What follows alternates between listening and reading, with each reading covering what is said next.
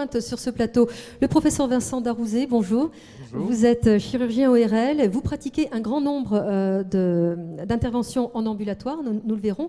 Et puis, nous verrons avec vous que c'est donc une réelle chirurgie d'excellence. On insistera bien dessus et nous irons en fin de temps dans votre service. Docteur Frédéric Boutin, bonjour. Bonjour. Vous êtes médecin anesthésiste. Vous allez rassurer les patients potentiels qui nous regardent sur la prise en charge de la douleur. Parce que ce sont des questions que vous nous avez beaucoup posées. Elles reviennent énormément.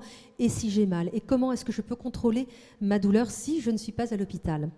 Enfin, Anne Laussant, bonjour. Bonjour. Vous êtes infirmière et nous découvrirons avec vous l'importance du rôle de l'infirmière. On sait que les infirmières sont très importantes à l'hôpital, peut-être encore plus ici en chirurgie ambulatoire, d'autant qu'il y a quelque chose qui n'existe pas en chirurgie classique, c'est la consultation infirmière. On découvrira ça ensemble. Alors, on a donné une définition de la chirurgie ambulatoire, on a vu les spécialités, les patients concernés, tout comme l'implication des médecins traitants. Balayons tout de suite une crainte qui revient assez rapidement. La chirurgie ambulatoire, non, ce n'est pas une chirurgie low cost, professeur Darouzé. Ah, sûrement pas. Ce n'est pas une chirurgie low cost, c'est même, à mon sens, tout l'inverse. Dans le low cost que l'on peut voir dans l'environnement qui est le nôtre, l'environnement commercial, on essaye de réduire au maximum l'environnement humain pour privilégier les contacts électroniques. Là, c'est vraiment tout l'inverse. Tout nous pousse en fait à l'excellence, que ce soit dans le choix des pathologies que l'on va prendre en charge, et le choix des patients, on a vu combien c'était complexe, mais également dans l'anticipation des problèmes, dans l'organisation de la prise en charge des patients, dans la réalisation du geste chirurgical qui doit être peaufiné, dans la réalisation du geste anesthésique qui est essentiel. Et je pense que s'il y a des progrès qui ont été faits dans la chirurgie ambulatoire, c'est aussi parce qu'on le doit aux progrès faits dans le domaine de l'anesthésie qui font que les patients, certes, s'endorment vite, mais surtout se réveillent vite. Et sont vite aptes à la rue, comme on dit maintenant, dans la sortie de la chirurgie ambulatoire. Rapprochez votre micro, professeur Darouzé. Oui.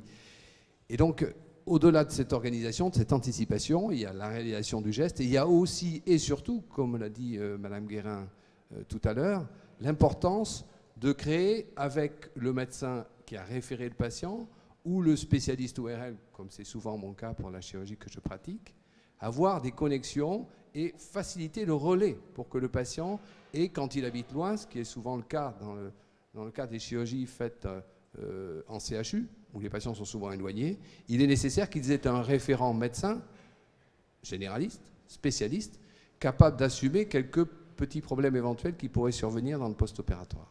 Alors, on va le voir tout au long de cette émission, on en a déjà un petit peu parlé, en chirurgie ambulatoire, le parcours du patient est extrêmement balisé.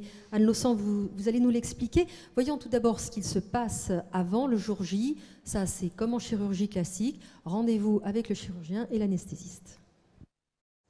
Bonjour. Vous avez rendez-vous Imagerie, oui, le courrier du médecin traitant. D'accord. Merci.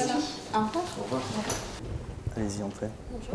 Bonjour madame, voilà, installez-vous, prenez place.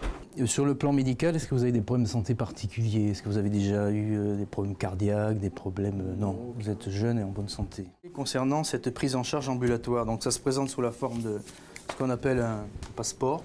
Et ça vous permettra, au cours de votre séjour, en le remettant aux divers services, un suivi plus particulier. Si vous avez des questions, vous avez un numéro où vous pouvez nous contacter. Donc je vous remets tout ça. Et vous allez me suivre, on va aller voir la secrétaire qui va vous donner tous vos rendez-vous par écrit. À la suite du rendez-vous avec le chirurgien, le patient rencontre l'anesthésiste qui réévalue la prise en charge en ambulatoire et informe le patient sur le mode d'anesthésie ainsi que sur sa prise en charge de la douleur. Monsieur Vaillant ? Oui, bonjour, excusez-moi de vous déranger. Je suis la secrétaire de l'unité 2 à l'hôpital Saint-André. Je vous appelle pour confirmer votre examen de demain matin. Voilà. Donc, vous êtes attendu chez nous à 7h30 du matin, directement à l'unité 2. Bon, mais très bien. Bon, mais écoutez, on vous dit à demain matin. Alors, merci. Au revoir. Anne Laussant, on vient de voir, et ça on le savait, que le patient rencontre donc le chirurgien, l'anesthésiste. En chirurgie ambulatoire, il y a une rencontre en plus, je dirais, et qui est extrêmement importante, c'est la consultation infirmière. Expliquez-nous ce que c'est. Oui, alors cette consultation infirmière, elle est déterminante. C'est vraiment le premier contact entre le patient et l'équipe soignante. Et donc elle a différents objectifs. Le premier étant d'expliquer et de rassurer le patient sur le déroulé de son intervention et de son hospitalisation. Ensuite, d'exposer les consignes préopératoires. C'est-à-dire, quelles sont les consignes préopératoires, par exemple ? Alors, les consignes sont liées, bien sûr, au type d'intervention, mais plus globalement, ça concerne le respect des conditions de jeûne. Ensuite, il y a des consignes concernant l'hygiène, donc sur la douche préopératoire au savon antiseptique que le patient va réaliser à son domicile. Également sur la notion de l'accompagnant qui est déterminante en ambulatoire. Donc, mais ça, Anne, excusez-moi, je vais vous couper, mais quand on rentre à l'hôpital pour une chirurgie classique, là aussi on a la fameuse douche à la bétadine, on doit être à jeun aussi. Donc en quoi est-ce que ça change là ? C'est la même chose finalement. Je ne pense pas, parce que quand on est hospitalisé, en hospitalisation conventionnelle, on se laisse porter par les équipes soignantes. Alors que là, en ambulatoire, on a besoin... On est plus acteur, une fois de plus. Exactement. Mais si ces consignes n'ont pas été expliquées auparavant, effectivement, le patient ne peut pas les inventer et les respecter. Voilà. Donc ça, c'est un rappel, effectivement. Donc cette consultation infirmière, donc c'est en amont, vous expliquez ce qu'il faut faire, et après, il y a les explications pour la sortie. C'est là aussi que vous êtes importante. Oui, tout à fait. Sur l'éducation, c'est une des spécificités également en ambulatoire. Le patient ne va pas repartir sans avoir un minimum d'éducation sur les suites opératoires, également sur la prise en charge de la douleur. D'accord. Quelles sont les questions qui reviennent des patients, les inquiétudes ? Oui, la douleur, beaucoup, on en a déjà parlé, puis je crois qu'on va l'évoquer un peu plus tard. La notion d'accompagnant. Nous rencontrons des difficultés sociales, alors de deux types. Des patients qui sont isolés parce que les familles habitent loin. Alors souvent, nous sommes amenés à discuter avec eux d'une possibilité d'accompagnement auquel ils n'auraient pas pu penser. Et puis aussi, de plus en plus, des patients qui sont dans une précarité sociale. On a eu récemment une patiente qui dormait dans sa voiture. Peut-on légitimement passer la nuit dans sa voiture une fois qu'on a été opéré ? Là, on peut travailler avec des assistantes sociales qui peuvent proposer des solutions d'hébergement dans des foyers d'accueil. Je vous coupe, excusez-moi, vous avez un rôle d'alerte aussi, alors finalement. Il est important, oui. D'où l'intérêt de la consultation infirmière. Le but aussi de cette consultation est de détecter des éventuels problèmes qui pourraient contre-indiquer la réalisation de l'acte en ambulatoire le jour venu. J'imagine, docteur Boutin, vous êtes médecin anesthésiste, donc vous voyez les patients en amont évidemment du jour J, de la chirurgie. Il y a des critères d'exclusion. Vous aussi, vous avez un rôle d'alerte. Vous les déterminez lors de la visite. Alors, tout à fait. Mais actuellement, on a un peu changé de paradigme. Donc, l'hospitalisation traditionnelle, c'était notre vécu ancien, et actuellement, c'est l'ambulatoire qui est quand même le gold standard des hospitalisations. Donc, a priori, c'est vrai que beaucoup de chirurgies peuvent être proposées en ambulatoire et doivent être proposées en ambulatoire. Après, il faut quand même être très raisonnable et se dire, tel patient est éligible ou pas. Alors, il y a des critères, comme l'a dit le professeur Stark, d'âge, c'est moins de 1 mois, moins de 3 mois, des gens avec des comorbidités extrêmement importantes, des pathologies lourdes qui nécessitent quand même un environnement très médicalisé. Et là, c'est difficile, c'est pas éligible forcément à l'ambulatoire. Par contre, la population âgée, c'est très intéressant de faire l'ambulatoire parce qu'on les perturbe beaucoup moins dans leur vécu et dans leur devenir quand on réalise les gestes de façon un petit peu courte de cette façon. Et puis souvent, il y a aussi le problème social et d'environnement familiale ou amicale ou la précarité qui sont parfois des contre-indications à l'ambulatoire. Mais finalement, quand on discute avec les gens, que ce soit à la consultation infirmière ou à la consultation d'anesthésie, on s'aperçoit qu'ils ne sont peut-être pas totalement isolés, qu'il y a des recours si on insiste un petit peu. Et finalement, les familles se mobilisent et ça se passe bien. Et c'est important de le dire parce que l'ambulatoire, c'est un très beau projet auquel il faut qu'adhèrent les gens, plus leur environnement.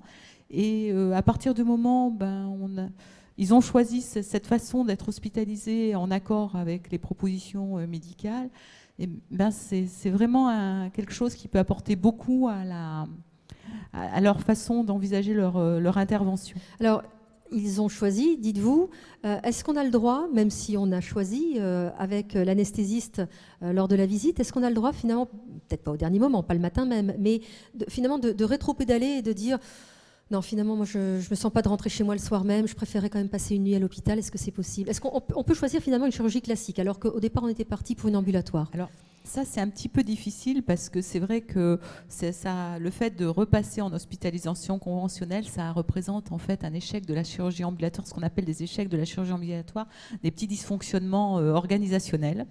Ça veut dire peut-être qu'on n'avait pas bien orienté le patient ou qu'on n'avait pas tout à fait bien évalué au départ, même si souvent on appelle le médecin traitant pour leur demander aussi ce qu'ils pensent de leurs patients, parce que c'est eux qui les connaissent, et qu'est-ce qu'ils pensent de cette hospitalisation ambulatoire. Cette fameuse communication dont parlait le docteur Guérin tout à l'heure. Pour nous, c'est très important. On voit les patients en consultation, les consultations d'anesthésie, elles sont assez brèves, et donc c'est vrai que c'est quand même le fait de pouvoir communiquer avec le médecin traitant qui nous définit vraiment bien l'état du patient et puis son devenir et comment il voit ça un petit peu à la maison, parce que c'est le médecin traitant aussi qui va prendre le relais.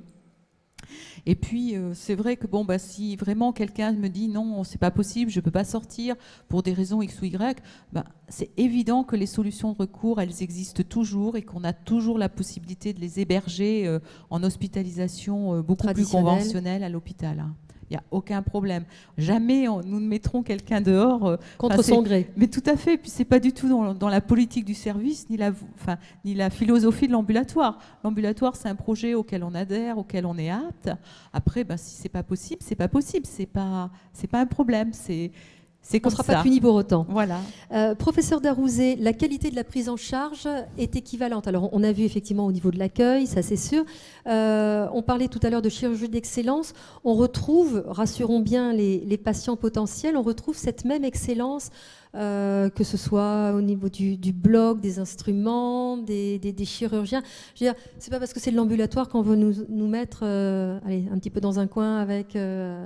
des instruments un petit peu moins opérationnels. Je pense, là aussi, il faut lever les inquiétudes. Vous aurez affaire, si ce choix de chirurgie ambulatoire est fait dans votre cas, vous aurez affaire au même encadrement technique, logistique et humain.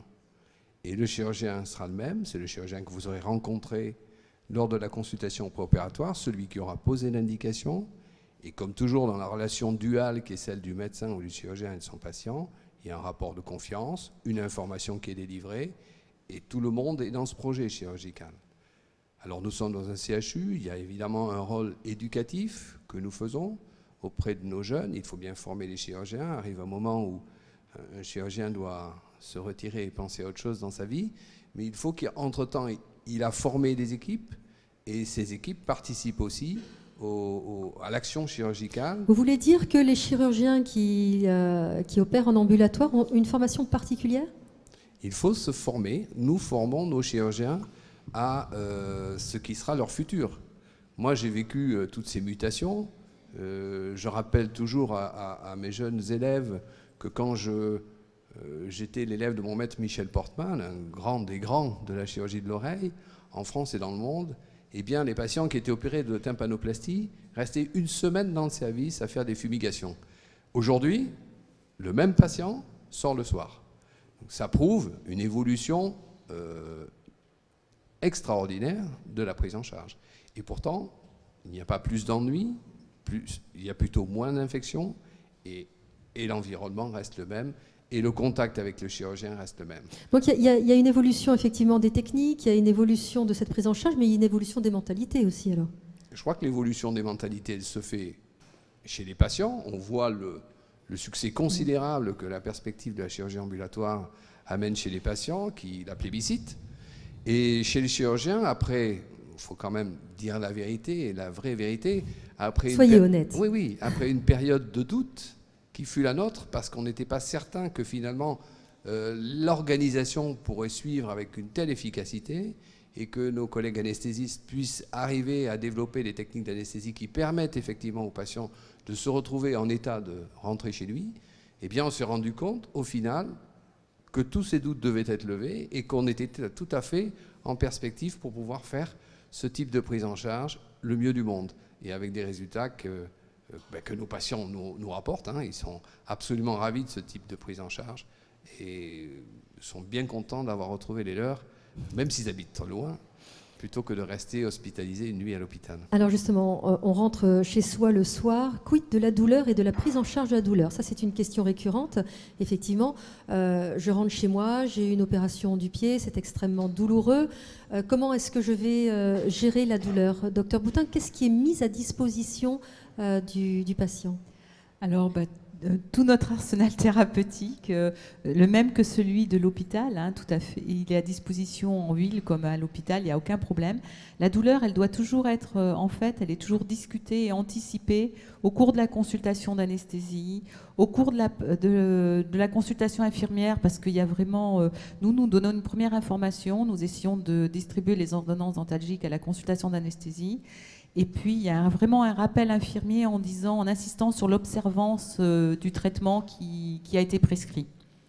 Parce que ça, c'est vraiment un grand souci en post-opératoire. Enfin, ce qui est très, très important, c'est que le patient étant acteur, il doit prendre parce que vous ne pouvez les traitements prescrits. Voilà, vous ne pouvez pas contrôler finalement. Est-ce que le patient va prendre son traitement? Est-ce que, dans le cas d'une personne âgée, est-ce qu'elle ne va pas avoir oublié ou voilà. Donc, il y a l'infirmière qui rappelle le lendemain, mais concrètement, chez lui, le patient, il est contrôlé ou aidé comment? Le patient, il est rarement isolé chez lui. Parce que ce soit un enfant, de toute manière, c'est les parents qui vont distribuer les antalgiques. Et les parents, ils savent quand même très, très bien manier le paracétamol et l'ibuprofène, sans faire de publicité. Ensuite, les personnes âgées, c'est pareil, elles sont à domicile quand même relativement entourées. Donc la prise antalgique à heure régulière, toutes les 6 heures, toutes les 8 heures, c'est relativement bien anticipé. On a beaucoup d'antalgiques, ce sont des antalgiques très classiques que tout le monde pratiquement a dans sa pharmacopée.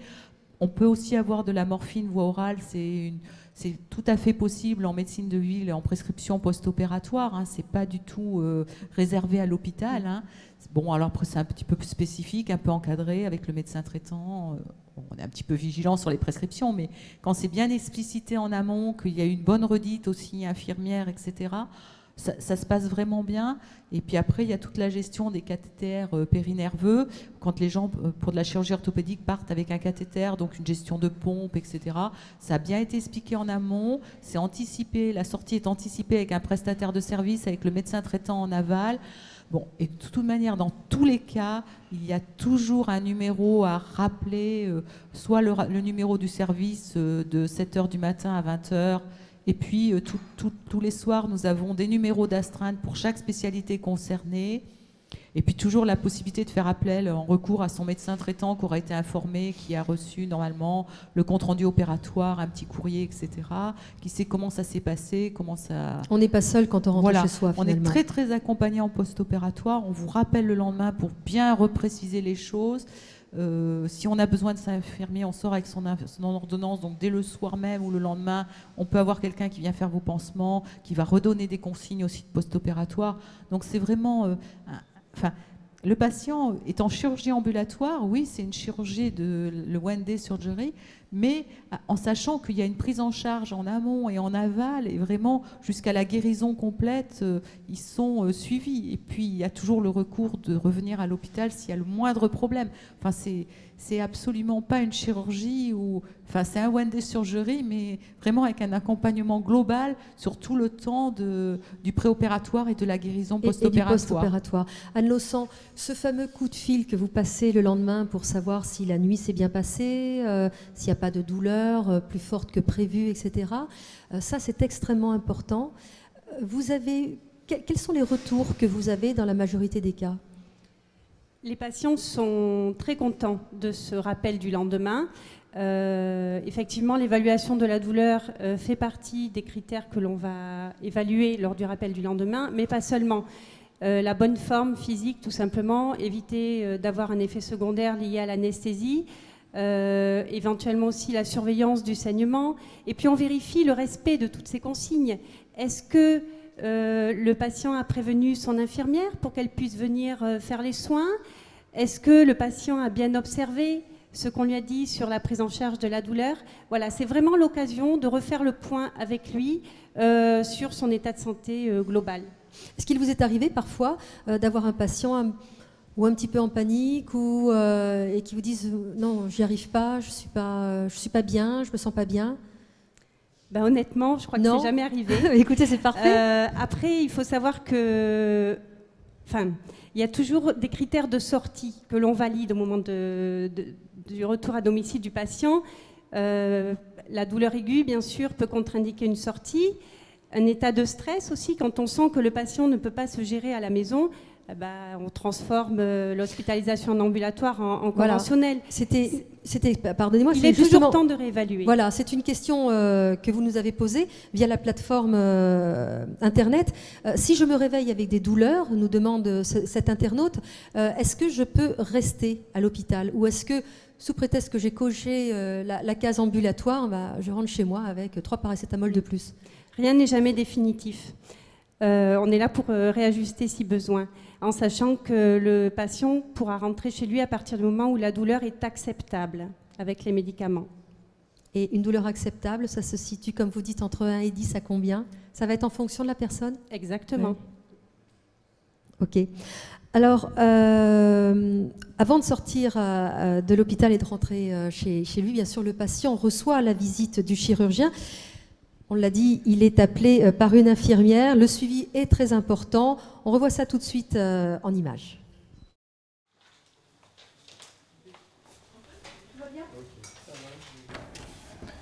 Bonsoir, monsieur Vaillant. Pas trop fatigué? Encore un peu. Vous êtes levé? Oui. Vous avez marché un petit peu? La tête ne tourne pas? Au niveau douleur, ça va? Bon, tout s'est bien passé. On a fait ce qui était prévu. Et donc, il y a deux lettres là. Il y en a une pour votre médecin traitant, c'est un courrier, ce qu'on appelle le courrier de liaison. Ici, donc, vous avez un certain nombre de documents. Il y a donc les ordonnances dentalgiques. Vous avez des ordonnances pour une infirmière, les points s'en vont tout seuls. Mais on fait venir régulièrement une infirmière pour refaire les pansements jusqu'à cicatrisation complète. Ensuite, vous avez donc ce qu'on appelle une convocation dans un mois. Vous avez l'arrêt de travail. Donc l'anesthésiste a souhaité que vous partiez à partir de 18h30.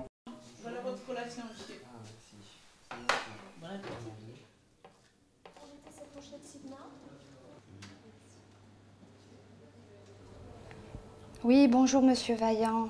Je suis une infirmière de l'unité 2 à l'hôpital Saint-André à Bordeaux. Je voulais savoir comment s'était passée la nuit depuis l'intervention d'hier. Vous n'avez pas eu de douleur durant la nuit? Pas de saignement? D'accord. Vous n'avez pas eu de température? Parfait. Bon. S'il y a quoi que ce soit, vous pouvez nous rappeler dans le service. Je vous souhaite une bonne journée, Monsieur Vaillant. Au revoir. On vient de voir, Anne Laussant, le fameux appel du lendemain qui est extrêmement important. Est-ce qu'en chirurgie ambulatoire, vous les infirmières ou infirmiers, vous avez une formation particulière pour entourer à ce point le patient? Alors, il y a un diplôme universitaire, mais qui est commun à tous les professionnels de santé. Nous, les infirmières, nous n'avons pas de spécialisation, comme on pourrait trouver par exemple pour les infirmières anesthésistes ou les infirmières de bloc opératoire. Par contre, il existe des obligations réglementaires pour avoir un personnel dédié à l'ambulatoire. Alors concrètement, ça se passe quand vous avez un nouvel infirmier qui intègre l'unité. Il va être encadré pendant plusieurs semaines, le temps d'acquérir les compétences et l'expérience nécessaire à la prise en charge du patient en ambulatoire. Professeur Darouzé, la sinistralité en chirurgie ambulatoire est moins importante qu'en chirurgie classique. On relève 1,6% du total des sinistres déclarés entre 2007 et 2012, alors que c'est 35% pour la chirurgie classique sur la même période. Est-ce que c'est parce que c'est une chirurgie moins lourde? Comment on explique ça? Je pense que vous faites allusion à l'enquête de la CHAM, donc, qui a été menée dans ces années-là, et qui est le plus grand assureur des hôpitaux et des cliniques. Et effectivement, ces chiffres sont frappants. Mais il y a quand même un biais. Ce biais, c'est que ce ne sont pas les mêmes malades. Les patients que nous prenons en charge et qui sont pris en charge en France dans le domaine de la chirurgie ambulatoire sont des patients qui sont sélectionnés, pour des chirurgies qui sont moins lourdes, qui sont des patients avec des pathologies moins lourdes et donc avec moins de risques de complications post-opératoires. Donc finalement, on se rend compte en lisant ce rapport que il y a une grosse diminution des risques nosocomiaux, donc d'infection, je dis pour le public qui ne comprend pas toujours le mot, d'infection, les fameuses infections qu'on attrape à l'hôpital ou la clinique. Il faut rajouter que quand je crois malheureusement que les gens savent très bien ce que c'est que les infections nosocomiales. On en a beaucoup parlé. J'essaie d'élargir le débat parce que vraiment c'est tout à fait crucial. Et dans l'observation qu'on fait, y compris dans mon service sur la chirurgie ambulatoire, on se rend très bien compte qu'il n'y a quasiment plus d'infections post-opératoires chez les patients qui sont pris en charge dans ces conditions et qui n'ont pas une pathologie infectieuse préexistante. Donc cette sinistralité diminue au point que, comme ce sont des gestes simples, réalisés souvent par des chirurgiens seniors et habitués, eh bien, il ne reste plus que le sédiment de ces risques, c'est-à-dire le risque technique, la faute, entre guillemets, ou l'erreur chirurgicale, et donc finalement, c'est très peu. Une question que je peux vous poser à tous les trois, c'est la chirurgie ambulatoire est basée finalement sur une nouvelle organisation, c'est une question, une nouvelle organisation de l'activité. On a revu, c'est ça, toute l'activité et l'organisation de cette activité. Alors, je vais répondre un petit peu pour ma partie qui est l'anesthésie. Oui, c'est un petit peu différent parce qu'il nous faut vraiment être extrêmement précis et vigilant sur le choix des patients, ça c'est évident. Et puis sur les techniques d'anesthésie, parce que c'est vrai que c'est de la chirurgie courte souvent qui est éligible à l'ambulatoire, donc moins de 2 heures, avec des techniques d'anesthésie générale. Donc on endort le patient 5 minutes avant quand il est en bloc opératoire, 5 minutes avant que le chirurgien ne démarre. Et puis on le réveille 5 minutes après qu'il est fini parce que c'est important de coller bien les temps d'anesthésie aux temps chirurgicaux. Et puis on le surveille en salle de réveil, donc pour les anesthésies générales environ 1 heure. Et puis après, il repart dans le secteur d'ambulatoire. Et en fait, il est éligible à la sortie en fonction de scores extrêmement précis. Donc il ne faut pas avoir mal, il ne faut pas saigner, il faut avoir récupéré ses activités motrices antérieures, éventuellement avoir pu prendre un petit goûter avant de pouvoir partir.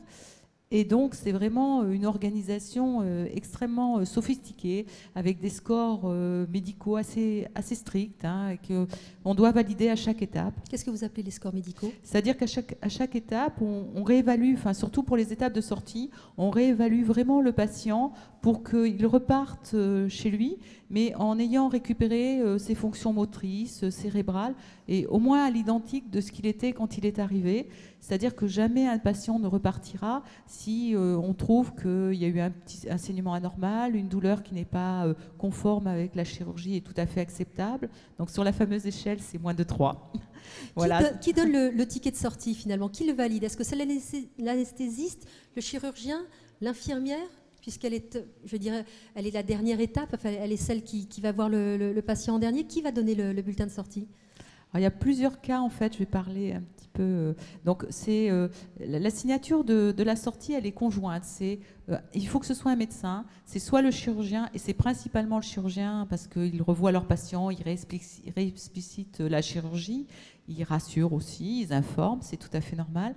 L'anesthésiste, souvent, nous faisons sortir nos patients sur des scores de sortie d'anesthésie, sauf pour la pédiatrie, où c'est vrai qu'actuellement, on préfère vraiment revoir les parents, revoir les enfants, donner vraiment notre aval à la sortie. Et le chirurgien, il veut absolument aussi revoir son patient avant la sortie.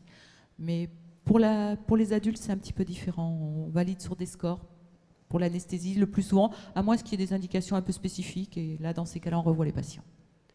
Pour notre part, il a bien sûr fallu réorganiser nos plannings opératoires parce qu'il était indispensable que les patients qui sont élus pour l'ambulatoire puissent regagner leur domicile, donc ne soient pas opérés trop tard, oui. En gros jusqu'à 14 heures.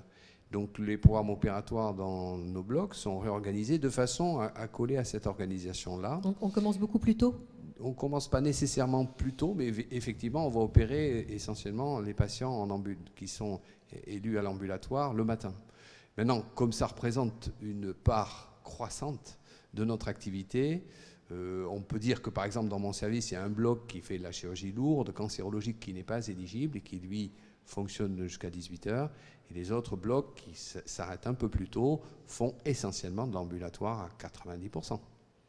Donc c'est toute une organisation qui a été revue au fur et à mesure de l'élargissement des indications aux patients et aux pathologies. On parlait tout à l'heure des scores de la chirurgie ambulatoire au CHU. Il faut faire un distinguo entre le CHU et ce que vous appelez les CH. Je pense qu'il faut dire... Il y a deux choses. Il y a le CHU d'un côté, les centres hospitaliers non universitaires et les cliniques qui n'ont pas les mêmes charges, entre guillemets. Nous formons les chirurgiens, nous formons les infirmières, nous formons les anesthésistes, les infirmiers anesthésistes, enfin, toute cette formation qui, par la suite, fait sa mutation et éventuellement part effectivement dans le secteur privé et dans les hôpitaux périphériques. Et c'est très bien comme ça. Et c'est notre fierté, et c'est notre honneur. Mais en même temps, cela crée des charges et ça ralentit un peu le process chirurgical, quelque part, malgré tous les efforts que nous faisons. Et donc cette charge, elle est effectivement plus lourde pour nous par rapport aux autres structures. Donc vous voulez dire que jamais le CHU n'atteindra des chiffres d'un centre hospitalier ou d'une clinique? Il ne peut pas, de ce fait-là, du fait également qu'il prend en charge des patients qui viennent de loin. Moi, très égoïstement, dans la chirurgie des tympanoplasties et des otites chroniques que je fais, 60% des patients qui viennent sont hors Gironde. Et pourtant, ils sont presque tous opérés en ambulatoire, d'où l'importance du réseau que nous avons tissé autour du patient avec les correspondants qui nous envoient les patients. Et puis surtout, je pense que nous avons les patients les plus lourds et les plus difficiles. Alors, ils ne sont pas tous éligibles à l'ambulatoire. Oui. Hein, voilà. Et même ceux qui sont éligibles à l'ambulatoire, ils sont souvent un petit peu plus lourds, avec des pathologies dites de recours, des patients déjà opérés, qui ont connu éventuellement des échecs hors centre. Et c'est vrai que ça ralentit notre processus, ça crée des contraintes supplémentaires, techniques et humaines, qui font que nous ne pouvons pas être jugés à la même aune, si je puis dire. On ne peut pas comparer effectivement les petits pois et les carottes, comme on dit. Parmi toutes les opérations effectuées en ambulatoire, celle de l'otite chronique est devenue un grand classique. Et d'ailleurs, professeur Darouzé, on va se rendre dans votre service. Grâce aux travaux du professeur Portman, éminent chirurgien et chercheur, pionnier de la microchirurgie de l'oreille, le CHU de Bordeaux a fait sa renommée. Fort de cette expérience, le CHU de Bordeaux a développé la pratique du traitement de l'otite chronique en ambulatoire depuis maintenant plusieurs années. Professeur Vincent Darouzet, chef de service ORL. Alors on y pratique la chirurgie de l'oreille. Et dans la chirurgie de l'oreille, l'essentiel, c'est la chirurgie de l'otite chronique et de ses séquelles. Et je l'ai acquise de mes maîtres au travers d'hospitalisations qui étaient des hospitalisations prolongées. Petit à petit, on a pris conscience qu'on était tout à fait prêt à diminuer les durées d'hospitalisation. Je n'ai pas été parmi les premiers convaincus. Maintenant, je suis sûrement un des plus importants avocats de la chirurgie ambulatoire dans l'otite chronique parce que j'ai pu observer dans mon expérience la puissance d'efficacité de cette stratégie. Alors la chirurgie ambulatoire chez l'enfant, on a très vite compris aussi que c'était assez simple à mettre en place, mais comme toujours dans la chirurgie chez l'enfant, il y a des craintes à vaincre qui sont les craintes des parents. Donc il n'y a pas de spécificité, il y a juste une explication un peu plus poussée de ce qui va se passer, parce qu'il y a peut-être une mythologie dans l'esprit des gens de l'abord de l'oreille et de sa fonction un peu philosophique. Depuis, bon nombre d'établissements pratiquent cette chirurgie en ambulatoire.